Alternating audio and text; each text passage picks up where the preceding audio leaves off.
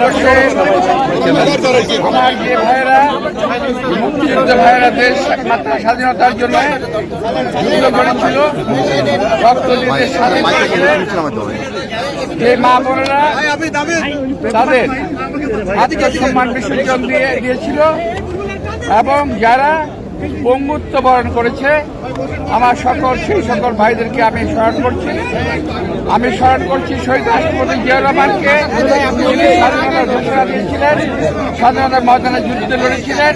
আমি তাকে আজকে স্মরণ করছি। প্রিয় ভাইয়েরা, অনেক আশা আকাঙ্ক্ষা মানুষের, অনেক গণমানুষের চিন্তা ভাবনা সব কিছুকে মাথায় নিয়ে আজকে এই বিজয় দিবস এবং সামনে নির্বাচনের প্রাক্কালে এই ধরনের বিজয় দিবস আমরা কখনো আগে পাইনি। তাই আজকের এই বিজয় দিবসে বাংলাদেশের সবাইকে আমি আন্তরিক শুভেচ্ছা এবং ধন্যবাদ জানাচ্ছি, দলের পক্ষ থেকে, দেশের পক্ষ থেকে, আমাদের নেতা তারেক রহমানের পক্ষ থেকে। আমরা আশা করেছিলাম স্বাধীনতার পর যে আশা আকাঙ্ক্ষা উদ্দীপনা নিয়ে দেশ গড়ার, আওয়ামী লীগ এসে আমাদের সেই সমস্ত সকল আশা আকাঙ্ক্ষা চূর্ণ বিচূর্ণ করে দিয়েছে। আজকে সামনের যে দিনগুলো আসছে, এই নির্বাচনে আমরা আশা করছি সরকার যথাযথভাবে জনগণের যারা আশা আকাঙ্ক্ষার প্রতিফলন ঘটাবে সেরকম একটি দলকে ভোট দিয়ে নির্বাচিত করবে।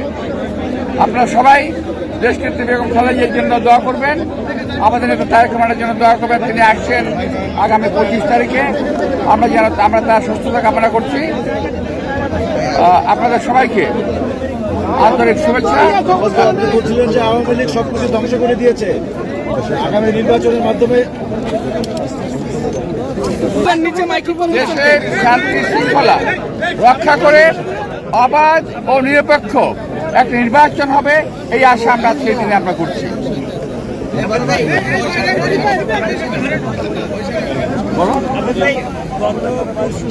বিজেপি দিবসের দিন বিভিন্ন জায়গায় আমরা দেখেছি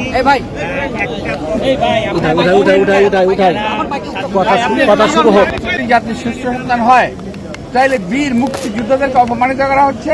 তাহলে বীর মুক্তিযোদ্ধাদের অবস্থানটা কোথায়, এটা একটু জানতে চাই। এটা তো অবশ্যই এই দলটি 1947 সাল থেকে অদ্যাবধি 47 সাল, 71 সাল এবং এখন পর্যন্ত দেশের শান্তি কখনো কামনা করে নাই এবং করে না। তারা দেশের স্বাধীনতা চায় নাই, এখনো তারা দেশের স্বাধীনতা চায় না।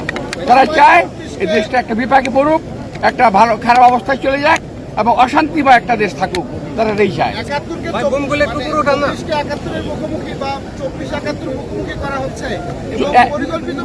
71 এবং 24 যার যার অবস্থানে সমহিমায় তারা বিরাজিত, যার যার অবস্থানে। 71-এর সঙ্গে 24-এর কোনো তুলনা চলে না, হওয়ার কোনো সম্ভাবনা নেই।